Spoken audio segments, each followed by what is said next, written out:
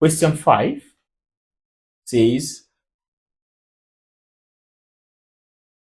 we should work out 4 squared minus 2 times 2. All right. Remember the BODMAS? Bracket, order, division, multiplication, addition, and subtraction. Bracket, there's no bracket. We only have subtraction, multiplication, and order.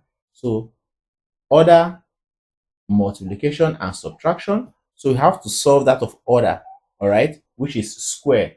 So 4 squared is 16. So this is equal to 16 minus 2 times 2. I'm taking it step by step. I don't want to carry out 2 operations simultaneously so that it don't get you confused. Next is equal to multiplication before subtraction. So I'm going to multiply 2 times 2.